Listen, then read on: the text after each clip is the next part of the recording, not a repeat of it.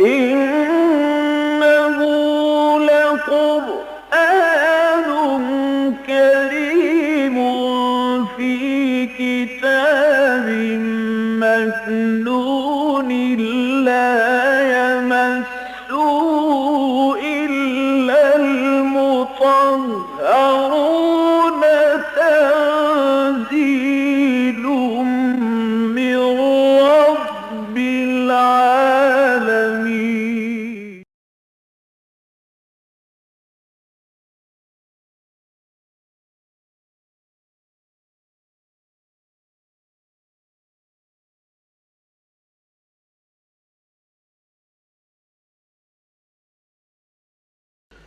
أعوذ بالله من الشيطان الرجيم. بسم الله الرحمن الرحيم. كذبت عاد فكيف كان عذابي ونذر. إنا أرسلنا عليهم ريحا صرصرا. إنا أرسلنا عليهم ريحا صرصرا في يوم نحس مستمر. تنزع الناس كأنهم أعجاز نخل منقعر. فكيف كان عذابي ونذر. ولقد يسرنا القرآن للذكر فهل من مدكر. كذبت ثمود بالنذر فقالوا أبشرا منا واحدا نتبعه إنا إذا لفي ضلال وسعر. أألقي الذكر عليه من بيننا بل هو كذاب أشر. سيعلمون غدا من الكذاب الأشر. إنا مرسل الناقة فتنة لهم فارتقبهم واصطبر. ونبئهم أن الماء قسمة بينهم كل شرب محتضر. فنادوا صاحبهم فتعاطى فعقر. فكيف كان عذابي ونذر. إنا أرسلنا عليهم صيحة واحدة فكانوا كهشيم المحتضر. ولقد يسرنا القرآن للذكر فهل من مدكر. صدق الله العظيم. رب اشرح لي صدري ويسر لي أمري واحلل عقدة من لساني يفقه قولي. اللهم ألهمنا رشدنا واعذنا من شرور أنفسنا آمین یا رب العالمین۔ سورہ قمر کا اپنے گزشتہ اجلاس میں ہمارے یہاں جو درس و تدریس کا یہ پروگرام ہوتا ہے آغاز کیا تھا۔ میں نے عرض کیا تھا یہ مکی صورت ہے اور یہ 7 مسلسل مکی صورتیں ہیں، سورہ قاف سے لے کر سورہ واقعہ تک، اور اس کے بعد پھر 3 مدنی صورتیں ہیں سورہ محمد، اس کے بعد پھر 10 مدنی صورتیں ہیں سورہ حدید سے سورہ تحریم تک۔ تو مکی اور مدنی صورتوں کا گویا کہ اس اعتبار سے ایک گروپ بنتا ہے۔ اس میں سورہ قمر کی ابتدائی 17 آیات ہم پڑھ چکے تھے۔ اس سورت کا جو آغاز ہوا ہے وہ بہت ہی ایک عظیم واقعے سے ہوا، اور یہ واقعہ وہ ہے کہ جو احادیث کی متعدد کتابوں میں جس کا ذکر موجود ہے، بخاری میں ہے، مسلم میں ہے، ترمذی میں ہے، مسند احمد میں ہے، مختلف روایتوں سے، اور زیادہ روایات جو ہیں حضرت عبداللہ ابن عباس اور حضرت عبداللہ ابن مسعود رضی اللہ تعالیٰ عنہ سے مروی ہیں۔ اور یہ موقع تھا ایک کہ جس میں نبی اکرم صلی اللہ علیہ وسلم مینا کی وادی میں موجود تھے، بہت سے اور لوگ بھی تھے جن میں کفار بھی تھے۔ تو اس موقع پر ایک رائے تو یہ ہے کہ کفار کی طرف سے مطالبہ کیا گیا کہ اے محمد صلی اللہ علیہ وسلم، اگر آپ ہمیں اس چاند کو، جو 14ویں کا چاند اس وقت دمک رہا تھا، اگر اس کو 2 حصوں میں تقسیم کر دیں، اسے شق کر دیں، تو ہم آپ پر ایمان لے آئیں گے۔ اور دوسری رائے یہ ہے کہ انہوں نے مطالبہ نہیں کیا تھا، بلکہ نبی اکرم صلی اللہ علیہ وسلم نے اپنے تئیں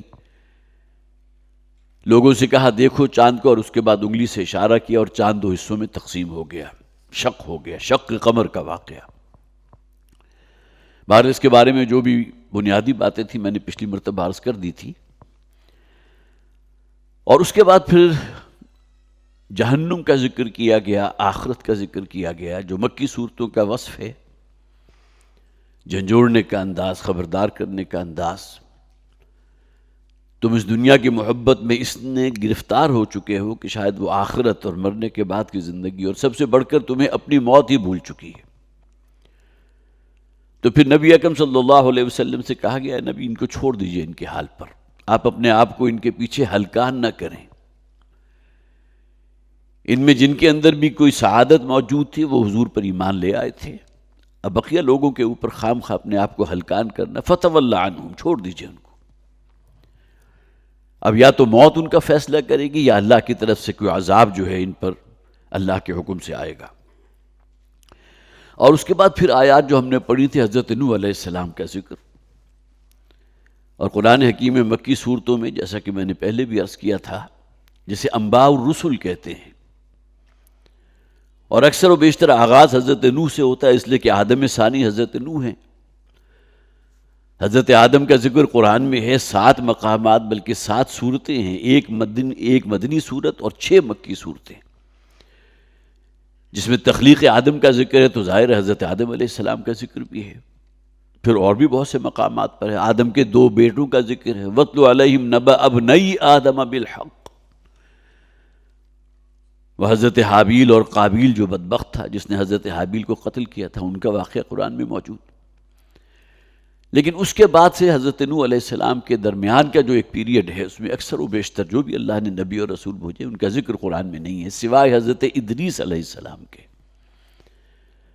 ان کے بارے میں کہا جاتا ہے کہ حضرت آدم اور حضرت نوح علیہ السلام کے درمیان کا جو ایک یہ پیریڈ ہے، اس میں ان کی بعثت ہوئی تھی۔ پھر عموماً مکی صورتوں میں حضرت نوح کا ذکر، پھر قوم عاد کا ذکر، پھر قوم سمود کا ذکر، اور اس کے بعد قوم لوط کا ذکر، حضرت ابراہیم علیہ السلام کا ذکر بھی بہت سے مقامات پر۔ تو یہاں بھی آپ دیکھیں گے کہ پے در پے جو ذکر کیا گیا حضرت نوح علیہ السلام کا، حضرت ہود علیہ السلام، قوم عاد کا ذکر، حضرت صالح قوم سمود کی طرف، حضرت لوط علیہ السلام جو اپنی قوم کی طرف بھیجے گا، اور پھر آخر میں حضرت موسیٰ علیہ السلام آل فرعون کا ذکر۔ تو حضرت نوح علیہ السلام کا ذکر ہم نے پڑھ لیا تھا، اور اس میں بھی یہ بہت ہی ایک یونیک مقام ہے قرآن حکیم کا، کہاں جس میں وہ آیات کا جو زیر و بم ہے، اور خاص طور پر قوافی اور ردیف، جس طرح آخری الفاظ جو ہیں ہر آیت کے ایک دوسرے سے انتہائی قریب ہیں، ملتے جلتے ہیں، اور اس میں جو آخری کلائمیکس تھا جو میں نے پچھلی مرتبہ عرض کیا تھا کہ حضرت نوح کا ذکر جہاں ختم کیا گیا، وَحَمَلْنَاهُ عَلَى ذَاتِ أَلْوَاحٍ وَدُسُرٍ، اب کشتی کے لیے سفینہ کا لفظ بھی آیا قرآن میں، حضرت نوح علیہ السلام کی کشتی، جاریہ کا لفظ بھی، اور اسی طرح فلک کا لفظ بھی ہے، اصحاب الفلک، کشتی والے۔ لیکن یہاں بالکل نئی اصطلاح ہے، وَحَمَلْنَاهُ عَلَى ذَاتِ أَلْوَاحٍ وَدُسُرٍ، اور ہم نے اسے اٹھایا، گویا کہ اللہ کے حکم سے وہ جو کشتی تیار کی گئی تھی اس کے لیے لفظ کیا ہے، ذات الواح و دسر، جو تختوں اور میخوں سے بنی ہوئی تھی۔ اس لیے کہ وہ جو ایک چل رہا ہے نا ایک وزن، فانتصر قد قدر عصر وازدجر منتشر، اسی وزن کے اوپر الواح و دسر۔ اب آئیے آیت نمبر 18 سے، کذبت عاد فکیف کان عذابی ونذر، جھٹلایا تھا قوم عاد نے بھی۔ یہاں حضرت ہود کا ذکر نہیں کیا گیا، ظاہر ہے کہ حضرت ہود ہی مراد ہے، قرآن میں بہت سی جگہوں پر ذکر موجود ہے۔ فکیف کان عذابی ونذر، تو کیسا رہا میرا عذاب اور میری دھمکی، اور جو میں انہیں خبردار کرتا رہا۔ یہ نذر جو ہے اس میں ایک جو ہے وہ اس کی تعویل کی گئی کہ نذیر کی جمع ہے نذر، یہاں اس کا وہ ترجمہ نہیں ہو سکتا، لیکن نذوری کا جو لفظ ہے، نذوری میرا ڈراوا، میری دھمکی، میرا عذاب۔ فکیف کان عذابی ونذر، تو کیسا رہا پھر میرا عذاب جو ان کے ساتھ ہوا۔ اور اس کا ذکر کیا گیا، انا ارسلنا علیہم ریحا صرصرا فی یوم نحس مستمر، ہم نے تو بھیجی تھی ان کے اوپر ایک تیز ہوا، ریح۔ دیکھیں ریح کا لفظ اگرچہ واحد میں، ریاح جو ہے وہ جمع میں ہے، لیکن قرآن حکیم میں ریح کا لفظ جو آتا ہے وہ اللہ کے عذاب والی جو ہوا ہے اس کے لیے آتا ہے۔ یہاں بھی وہی ہے، انا ارسلنا علیہم ریحا، بہت تیز ہوا ہم نے ان کے اوپر بھیجی، صرصرا جو بہت تند تھی۔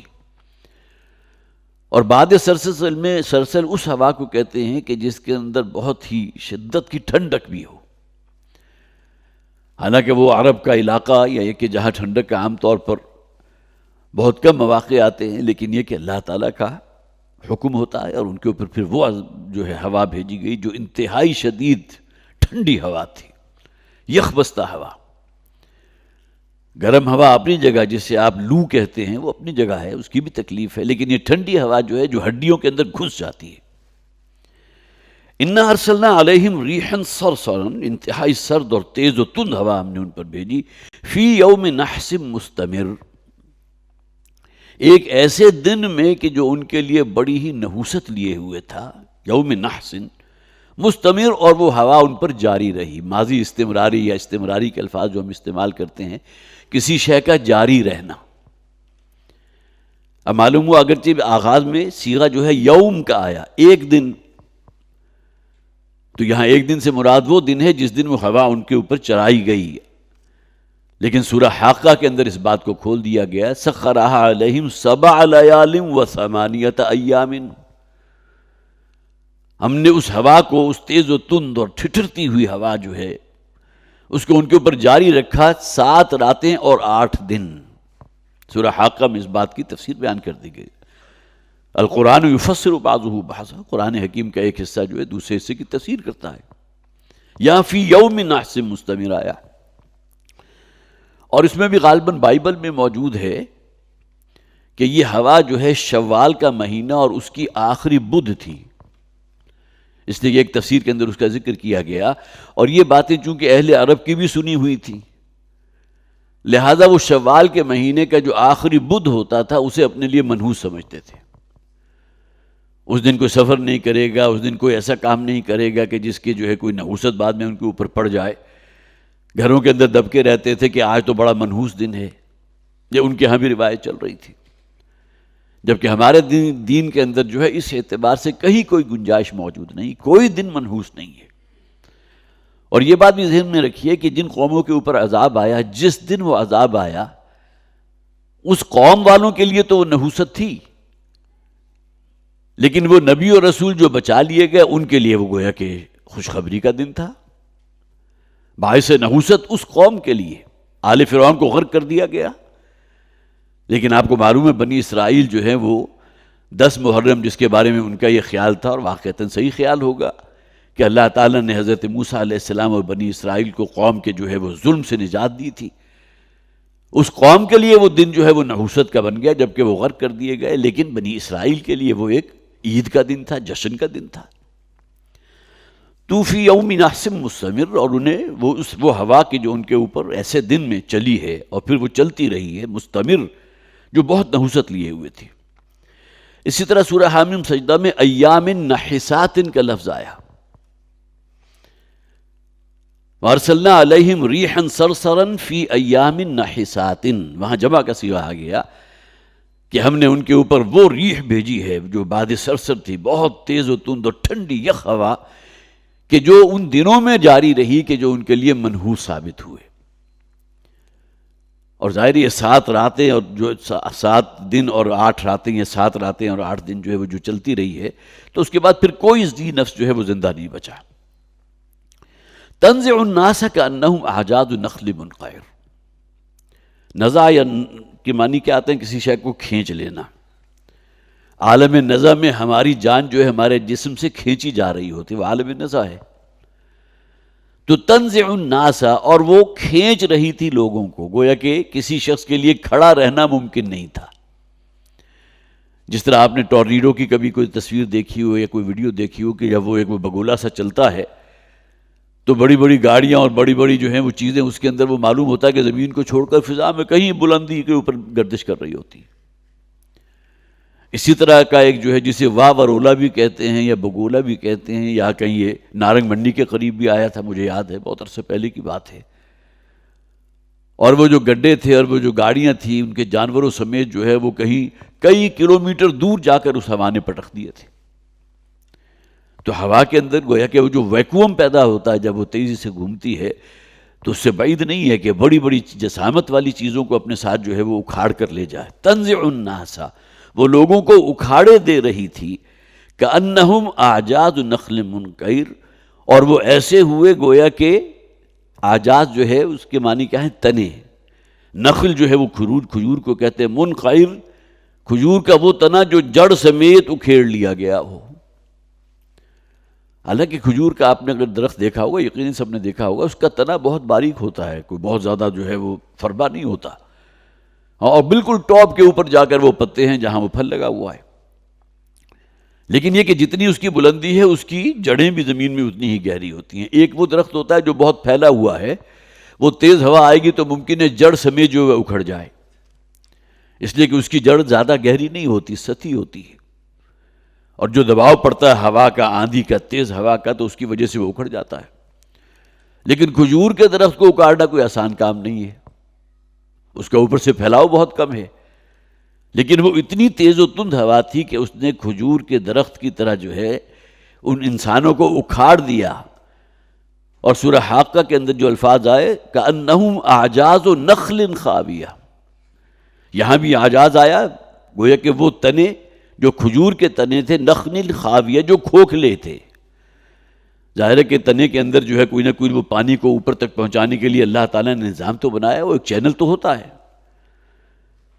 تو تنزع الناس کأنہم اعجاز نخل منقعر، وہ لوگوں کو اکھاڑے دے رہی تھی وہ تیز ہوا، گویا کہ وہ اب اکھڑے ہوئے، جس طرح کھجور کے تنے پڑے ہوتے ہیں زمین کے اوپر اپنی جڑوں سمیت اکھڑے ہوئے، یہ کیفیت تھی ان لوگوں کی، منقعر، اکھاڑا ہوا۔ فَكَيْفَ كَانَ عَذَابِي وَنُذُرِ، تو پھر کیسا رہا میرا عذاب اور میری دھمکی اور میرا ڈرانا ان لوگوں کو، جو میں نے پہلے انہیں متنبہ کر دیا تھا۔ قوم نوح کے لیے بھی یہی الفاظ ہم نے پڑھے تھے، فَكَيْفَ كَانَ عَذَابِي وَنُذُرِ، اور یہاں قوم عاد کے لیے بھی وہی الفاظ ہیں، فَكَيْفَ كَانَ عَذَابِي وَنُذُرِ، تو پھر کیسا رہا میرا عذاب اور پھر یہ کہ میری وہ جو دھمکی، وہ ڈراوا جو ان کے لیے تھا۔ وَلَقَدْ يَسَّرْنَا الْقُرْآنَ لِلذِّكْرِ فَهَلْ مِن مُدَّكِرٍ، اب دیکھیے دوسری مرتبہ یہ آیت ریپیٹ ہو گئی، اور ہم نے قرآن حکیم کو بہت سہل اور بہت آسان بنا دیا ہے یاد دہانی کے لیے، نصیحت کے لیے۔ فَهَلْ مِن مُدَّكِرٍ، تو ہے کوئی اس سے نصیحت حاصل کرنے والا؟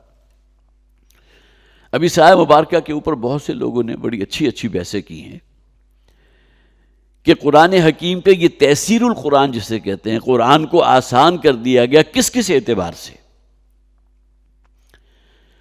سب سے پہلی بات تو یہ کہ اس قرآن کو نازل کیا گیا فصیح اور بلیغ عربی میں، عربی مبین جو کہا گیا، وہ عربی زبان جن کے اوپر اہل عرب کو بڑا فخر تھا۔ اس وقت عبرانی زبان بھی ہوا کرتی تھی، کوئی اور بھی زبانیں ہوتی ہوں گی، لیکن عربی جس کا ایک تسلسل چلا آ رہا تھا حضرت آدم سے لے کر جو نبی آئے، جتنے رسول آئے، اسی علاقے کے اندر آئے، وہاں اکثر و بیشتر عربی زبان تھی۔ اگرچہ تورات جو ہے وہ عبرانی زبان کے اندر نازل ہوئی ہے، حضرت موسیٰ علیہ السلام جس قوم کے تھے ان کی زبان عبرانی تھی. تو سب سے پہلی بات یہ کہ عربی مبین جو زندہ زبان آج بھی ہے، اور اس عربی کے اوپر قرآن حکیم کا اتنا بڑا احسان ہے کہ 1500 برس تقریباً ہو گئے، بلکہ اس سے بھی پہلے چلے جائیے، عربی تو چلی آ رہی ہے. اگر یہ زبان زندہ ہے تو قرآن کی وجہ سے زندہ ہے، ورنہ تو زبانیں جو ہے 200 سال 300 سال کے اندر اس کا حلیہ بگڑ جایا کرتا ہے. تو سب سے پہلی بات یہ کہ عربی مبین، فصحی عربی جسے کہتے ہیں، اس میں نازل ہوا. دوسرا تحسین القرآن کا یہ ایک جو ہے مظہر ہے کہ قرآن حکیم کو جستہ جستہ نجمن تھوڑا تھوڑا کر کے نازل کیا گیا. کفار کی طرف سے یہ اعتراض کیا گیا تھا، کیوں نہیں ایسا ہوا جیسا حضرت موسیٰ علیہ السلام کو پوری کی پوری تورات اور 10 کمانڈمنٹ جو ہیں یک بارگی ادا کر دیے گئے تھے، الواح کی شکل میں دے دیے گئے تھے. تو نبی اکرم صلی اللہ علیہ وسلم کے ساتھ بھی یہ ہونا چاہیے تھا، قرآن جو ہے یک بارگی آپ کو دے دیا جاتا. لیکن قرآن حکیم میں حکمت بیان کی گئی کہ ہم نے اس قرآن کو جملتوں واحدہ کے الفاظ ہیں، یک بارگی نازل نہیں کیا، بلکہ ہم نے آہستہ آہستہ اس کو نازل کیا. لِنُثَبِّتَ بِهِ فُؤَادَكَ، تاکہ اے نبی صلی اللہ علیہ وسلم آپ قرآن کا تحمل کر سکیں. قرآن حکیم جو نازل ہوا ہے تو گویا کہ حالات جیسے جیسے جو ہے آگے بڑھتے رہے ہیں، اسی کے مطابق قرآن حکیم میں ہدایات نازل ہوتی رہی ہیں. صرف ایک شریعت کا جو ہے حکم حضرت موسیٰ علیہ السلام کو جس طرح شریعت دی گئی تھی وہ مقصود نہیں تھا. لِنُثَبِّتَ بِهِ فُؤَادَكَ، تو یہ بھی تحسین القرآن کا ایک پہلو ہے نا، کہ جستہ جستہ نجمن قرآن حکیم نازل ہوا. تیسری بہت اہم بات یہ ہے کہ قرآن حکیم کے جو مبادیات ہیں، جو بنیادیں ہیں، بنیادی تعلیمات، وہ مکی دور کے ابتدائی حصے میں دے دی گئیں. اخلاقیات ہیں، ایمان بالآخرت ہے، ایمان بالرسالت ہے، اور مکی صورتوں میں جو انبیاء اور رسول کے نام سے جو طویل، جسے مشرکین کہا کرتے تھے ھذا اساطیر الاولین، یہ تو گزشتہ لوگوں کی کچھ قصے کہانیاں ہیں، معاذ اللہ وہ ہیں، لیکن اس میں تمہارے لیے عبرت ہے کہ اس قوم کے ساتھ کیا ہوا تھا، ان کے کرتوت کیا تھے. قوم لوط کے ساتھ جو یہ شدید ترین معاملہ کیا گیا عذاب کا، تو ان کا جرم کیا تھا. چوتھی بات یہ کہ تصریف آیات ہے، وَلَقَدْ صَرَّفْنَا فِي هَذَا الْقُرْآنِ مِنْ كُلِّ مَثَلٍ، یہ بھی تحسین بالقرآن کا ایک پہلو ہے کہ قرآن حکیم کی آیات کو بار بار نئے انداز میں، نئے اسلوب کے اندر بیان کیا گیا. تصریف آیات یہ بھی تحسیر ہی کا ایک پہلو ہے نا، کہ بار بار ایک بات جو ہے آپ کو دوبارہ ہیمر کی جا رہی ہے، ریمائنڈ کی جا رہی ہے. اور پھر یہ کہ قرآن حکیم میں جو اہم مضامین ہیں انہیں ریپیٹڈلی بیان کیا گیا ہے، بار بار ان کا ذکر کیا گیا. ایک ہی صورت میں ایک آیت کو ریپیٹڈلی بیان کیا گیا. فَبِأَيِّ آلَاءِ رَبِّكُمَا تُكَذِّبَانِ 31 مرتبہ سورہ رحمان میں. وَيْلٌ يَوْمَئِذٍ لِّلْمُكَذِّبِينَ 10 مرتبہ سورہ مرسلات میں، مختصر سی صورت ہے، 1.5 صفحے کے اندر وہ صورت مکمل ہو جاتی ہے، 10 مرتبہ یہ آیت ریپیٹ ہوئی. اسی طرح اس سورہ مبارکہ کے اندر جسے میں نے عرض کیا تھا، یہ ترجیح کہلاتی ہے، گویا کہ کسی آیت کو بار بار ریپیٹ کرنا، ترجیح. اور چھٹی اور آخری بات یہ ہے کہ القرآن یفسر بعضہ بعضا، یہ بھی تحسیر قرآن کا ایک پہلو ہے کہ قرآن حکیم کا ایک حصہ دوسرے حصے کی تفسیر بیان کرتا ہے.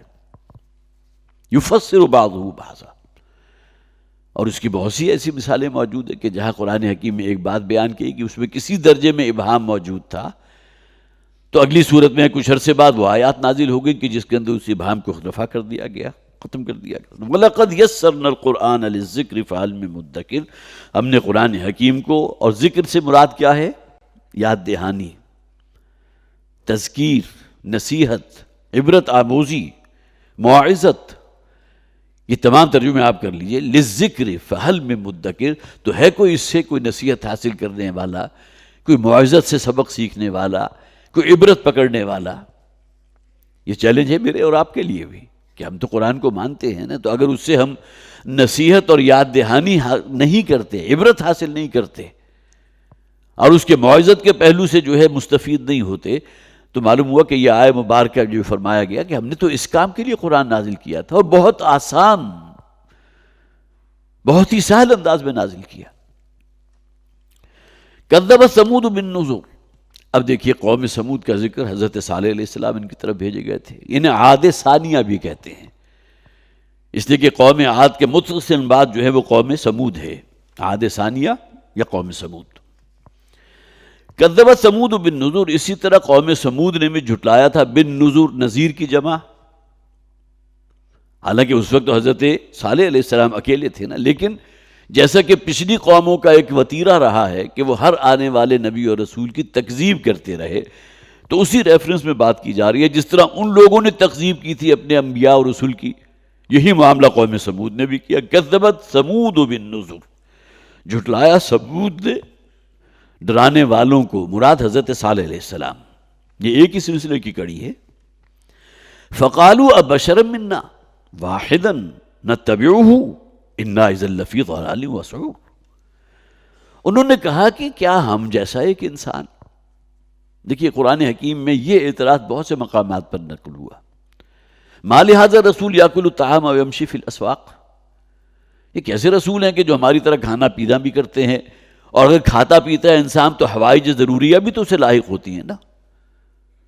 تو جس عمل سے ہم گزرتے ہیں اس سے یہ بھی گزر رہے ہیں، کھاتے پیتے ہیں، بازاروں میں چلتے پھرتے ہیں، اور تو اور ان کی بیوی بھی ہے، اور بیوی کے ذریعے جو ہے بچے بھی ان کے موجود ہیں. تو اپنے جیسے کسی انسان کو ہم رسول ماننے کو تیار نہیں. سب سے پہلی بات فقالوا ابشرا منا، ہم جیسا ایک انسان جو ہم ہی میں سے ہے، واحدن، اور یہ اکیلا. ایک وہ شخص ہوتا ہے جس کے پیچھے کے کنبے اور قبیلے کے جو ہے سپورٹ ہوتی ہے، بیک ہوتی ہے. یہ بہت سے لوگ اس کے جو ہے وہ پھر جسے آپ کہیے دست و بازو بن جاتے ہیں. اس کا تو کوئی ہے ہی نہیں. ہر رسول نے جو دعوت دی ہے تو اکیلے تھے نا. حضرت ابراہیم علیہ السلام اپنے والد کے سامنے بھی وہ گویا کہ کھڑے ہو گئے تھے، اور یہ کہتے ہوئے وہاں سے رخصت ہوئے، سأستغفر لک ربی انہ کان بی حفیظ. جب والد نے وارن کر دیا کہ اگر تم یہ روز روز کی نصیحت سے باز نہ آئے تو میں تمہیں رجم کر دوں گا، پتھر مار مار کر ہلاک کر دوں گا، تو والد کو سلام کہتے ہوئے رخصت ہو گئے. اس کے بعد پھر ان کے ساتھ ملے ہیں ان کے بھتیجے حضرت لوط علیہ السلام، تو گویا کہ 102 ہو گئے. اور حضرت لوط علیہ السلام کو حضرت ابراہیم نے پھر سدوم اور عمورہ کی بستیوں کی طرف بھیج دیا کہ وہاں کے لوگوں کے اندر جو بدکاری ہے جا کر ان کو کسی طرح روکو، اللہ کا عذاب ہے کہ جو ان کا گویا کہ منتظر ہے. تو فقالوا ابشرا منا، ہم جیسا ایک انسان، نمبر ایک، واحدن، اور وہ اکیلا، کسی بڑے قبیلے کی، کوئی خاندانی حسب نسب کی کوئی اسے بیک حاصل نہیں ہے. نتبعوہ، ہم اس کی پیروی کریں. اتنا کچھ تو دیوانہ بکار ہوشیار جو ہے ان کا بھی تھا کہ انہیں معلوم تھا کہ اگر ہم نے اللہ کا رسول مان لیا تو ہم تو پھر گویا کہ اس کے غلام بن جائیں گے. ہم تو اس کی کسی بات پر اعتراض کر ہی نہیں سکتے، اس لیے کہ وہ تو اللہ کی طرف سے فرستادہ ہے، اللہ کا رسول ہے. نتبعوہ، ہم اس کی پیروی کریں. انا اذا لفی ضلال وسعور. اگر اس طرح ہو گیا تو پھر تو یقیناً ہم پھر جو ہے پھر بڑی گمراہی میں پڑ جائیں گے. ہمارا آبائی دین جو بڑا مقدس ہے، جس پر ہمارے باپ دادا کاربند رہے ہیں، اس کو ہم ترک کر دیں ایک شخص کے لیے جو اکیلا بھی ہے، ہم ہی میں سے ہے، اور سب سے بڑھ کر انسان ہے. یہ بھی تو ان کا اعتراض تھا نا کہ اگر اللہ تعالیٰ کو کسی کو رسول بنا کر بھیجنا ہی ہوتا تو کسی فرشتے کا انتخاب کر لیتے. کوئی فرشتہ آتا اپنے پروں کو پھڑپھڑاتا ہوا، اور اللہ کی کتاب یا اللہ کی طرف سے عطا کردہ صحیفہ اس کے پاس ہوتا، وہ ہمیں پڑھ کر سناتا، ہم ایمان لے آتے.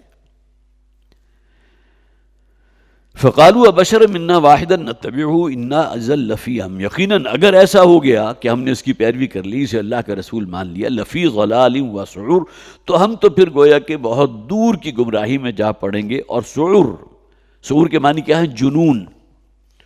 گویا کہ یہ تو پھر ہمارا پاگل پن ہوگا، یہ تو دیوانگی کے مترادف ہوگی یہ بات کہ ہم اپنے جیسے ایک انسان کو جو اکیلا ہے، جس کی کوئی پشت پناہی اس کا قبیلہ نہیں کر رہا، ان تمام چیزوں کے ساتھ جو ہے ہم اس کو اللہ کا رسول مان لیں اور اس کے اتباع کرنے لگیں، اس کے غلام بن جائیں. سعور کے معنی جو ہے وہ جنون بھی کیا گیا، اور بالکل یہ معنی ہے اکثر و بیشتر. یہاں بھی سودا کا لفظ آیا، جس طرح سودائی کہتے ہیں نا کسی شخص کو، اسے تو کوئی ذہنی عارضہ ہو چکا ہے. تو اگر کہیں ایسا ہو گیا ہم ایمان لے آئے تو ہم تو پھر گویا کہ جنون میں مبتلا ہو جائیں گے. ہم تو پاگل ہیں، ہم عقل سے بالکل بیگانہ ہیں. اور سعور جو ہے اس کا ایک ترجمہ یہ بھی کیا گیا کہ ضلال اگر گمراہی ہے تو گمراہی بالآخر جہنم میں جائے گی. وہ جو حدیث ہے نا جس میں بدعت کا لفظ آیا، کل محدثۃ بدعہ وکل بدعۃ ضلالہ وکل ضلالۃ فی النار.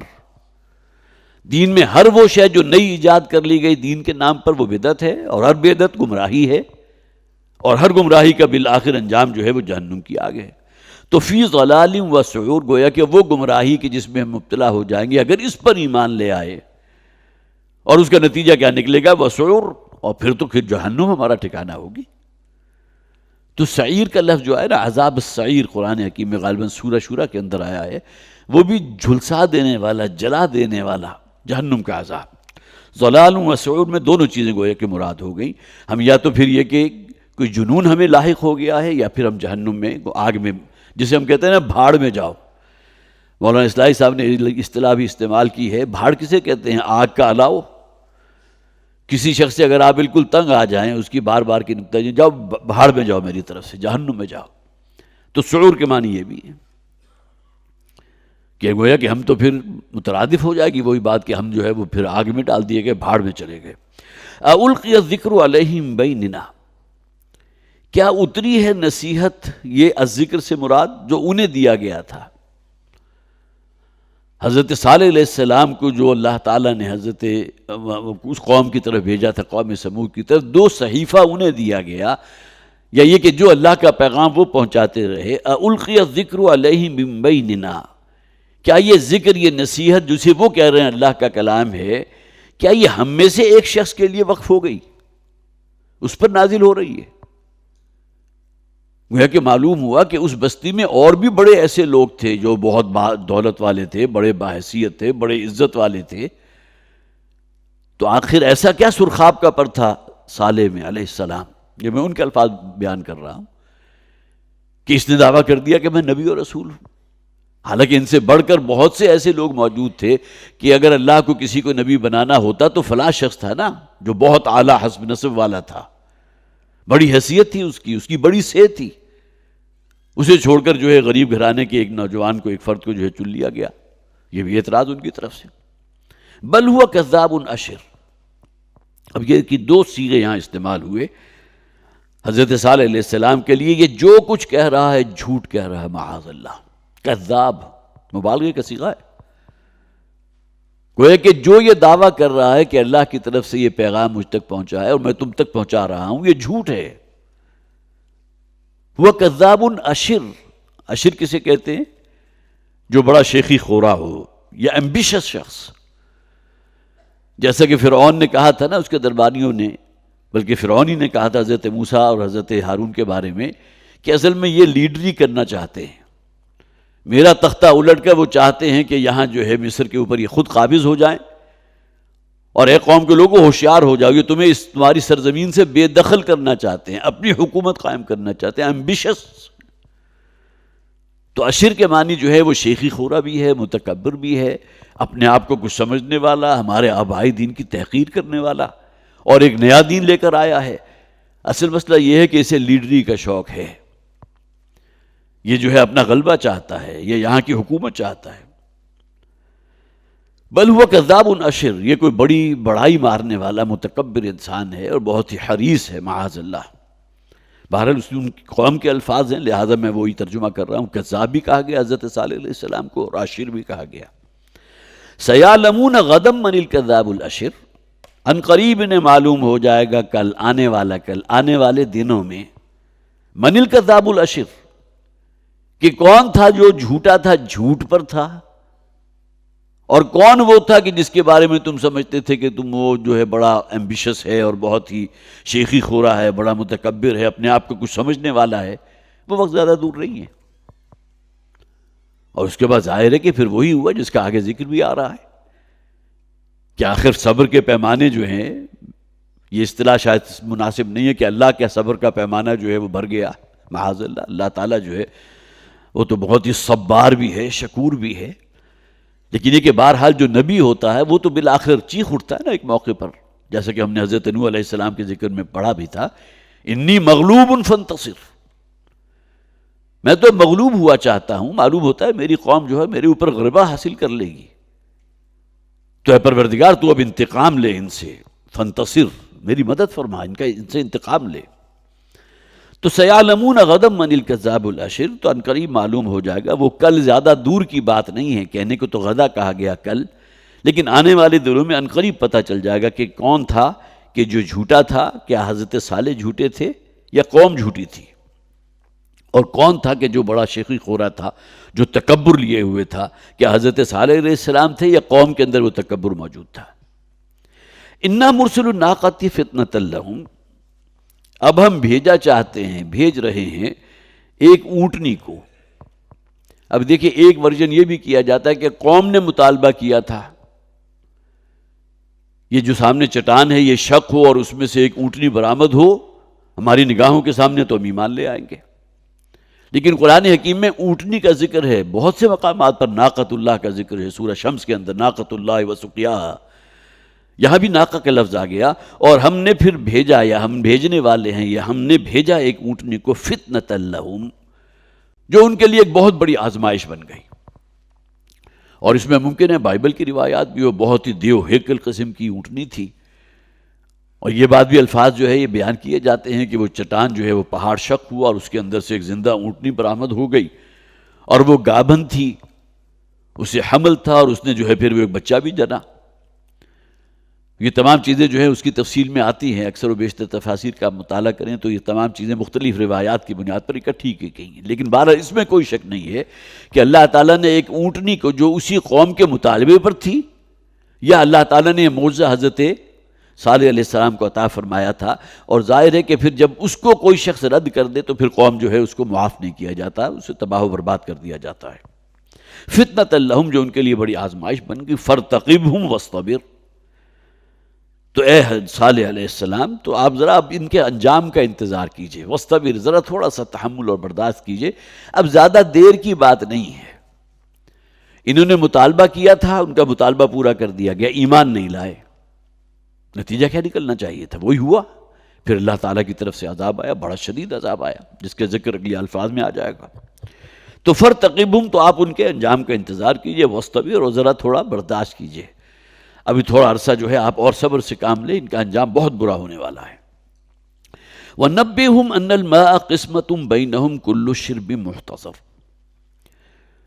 اور اے صالح آپ انہیں بتا دیجئے، خبردار کر دیجئے کہ یہ پانی، معلوم ہوتا ہے کہ اس جگہ جو ہے پانی کا کوئی کنواں ہوگا، ظاہر ہے کوئی چشمے اور جو ہے نہریں تو روا نہیں تھی، لہذا وہ کنواں تھا کہ جس سے وہاں جو آبادی تھی وہ بھی لوگ بھی پانی حاصل کرتے تھے۔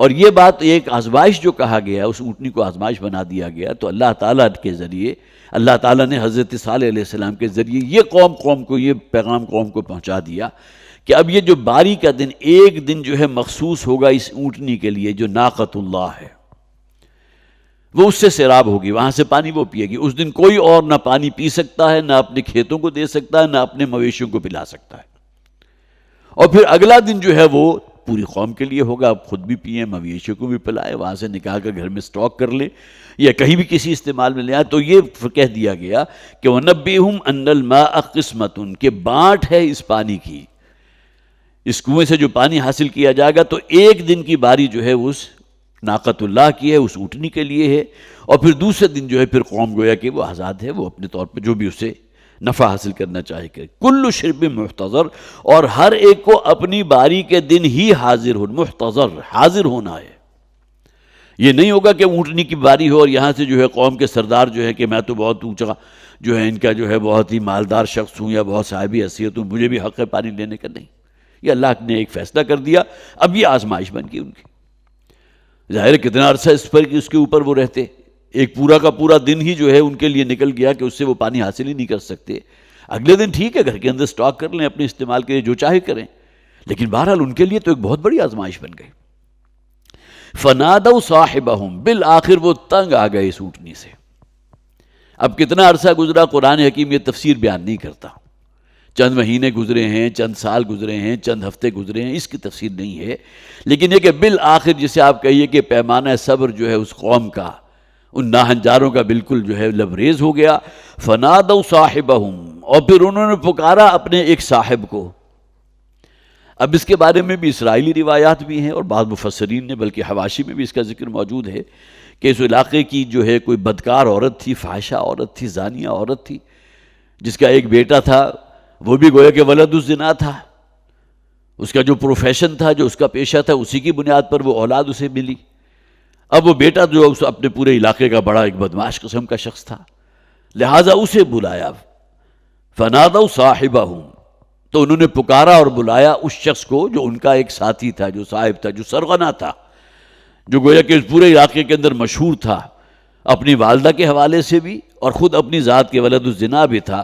تو پھر فتعاطى فعقر، یہ جو لفظ آیا ہے اس کے بارے میں حافظ احمد یار صاحب نے بڑی بحث کی ہے، فتعاطى یہ کہاں سے آیا، اور بہت ہی مشکل اور پیچیدہ بحث ہے، لیکن یہ کہ اس میں اس کا اثر حاصل یہ ہے کہ گویا کہ اس شخص کو کسی نے کوئی ایک ایسی شے ہاتھ میں تھما دی، تلوار ہی ہوگی، جس کا وار اس نے اس اونٹنی کی ٹانگوں پر کیا اور اس کے کوچے کاٹ ڈالی۔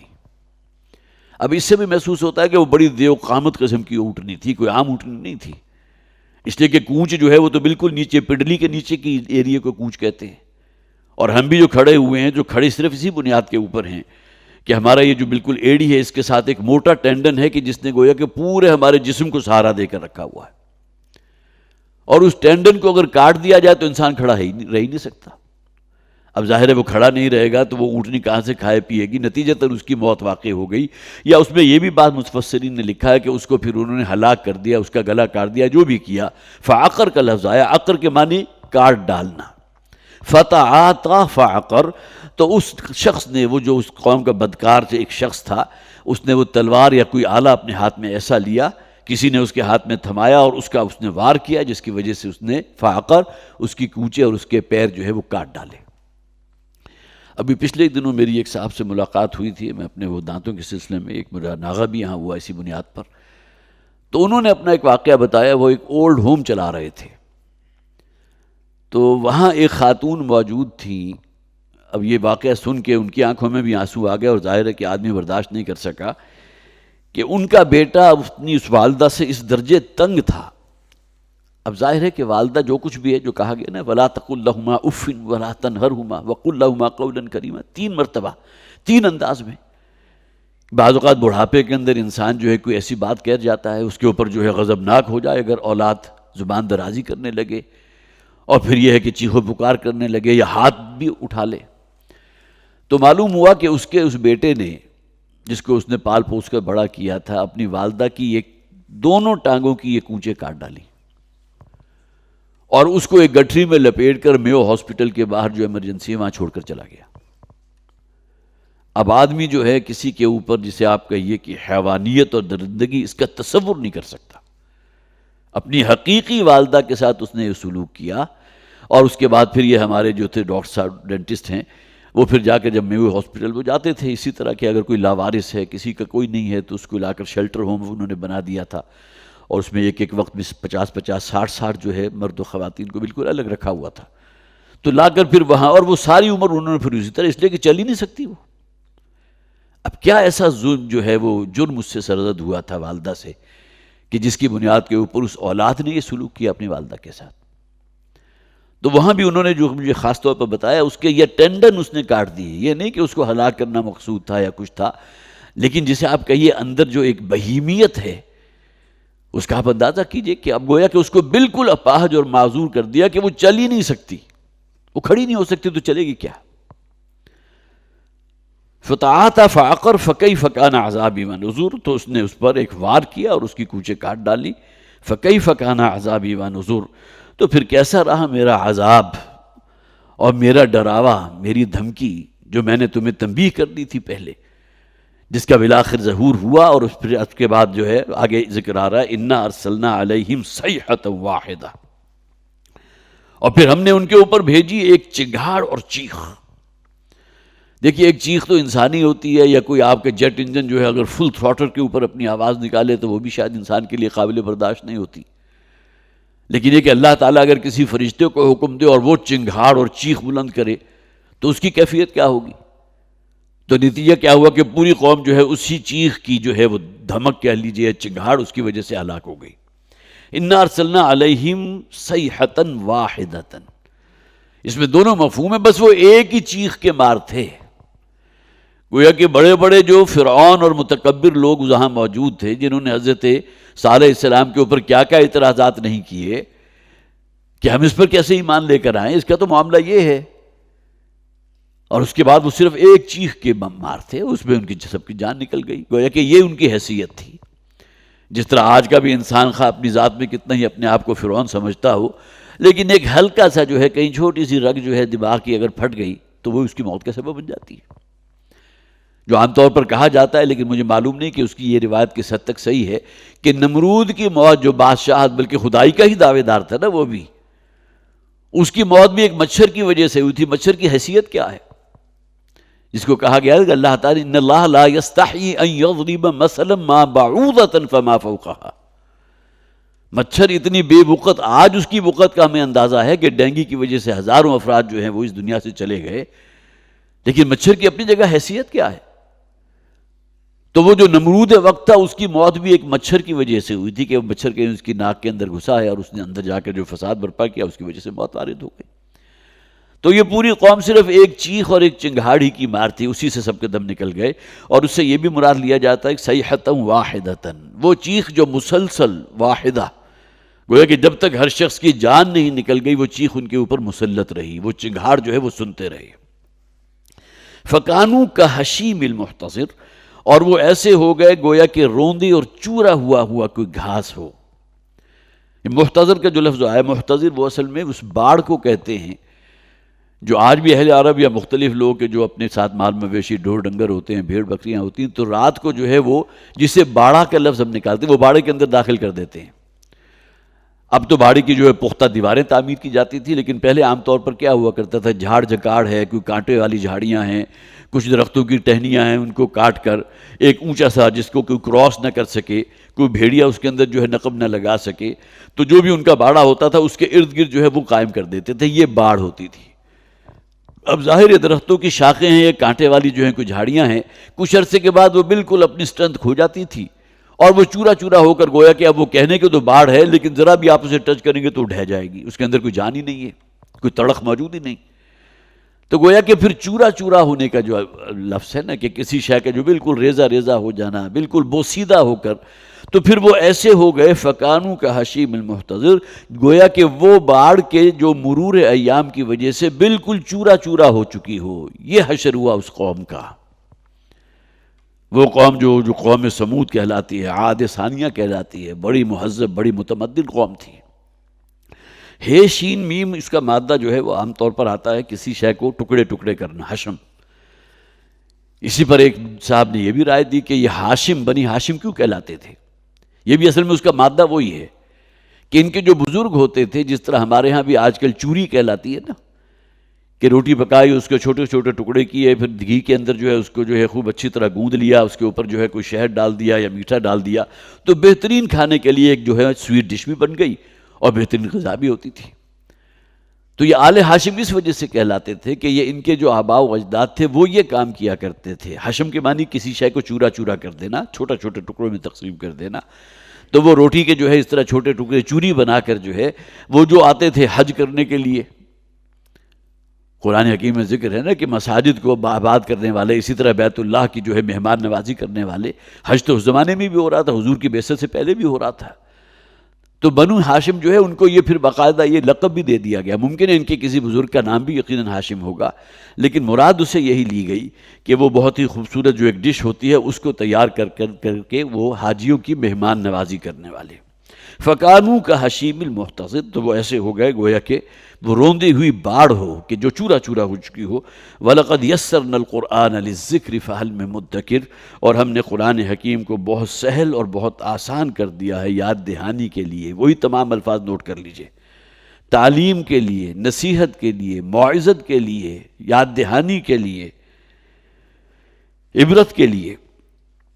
فَهَلْ مِن مُدَّكِرٍ، تو ہے کوئی جو اس سے نصیحت حاصل کرے، ہے کوئی جو اس پر غور و فکر کرے۔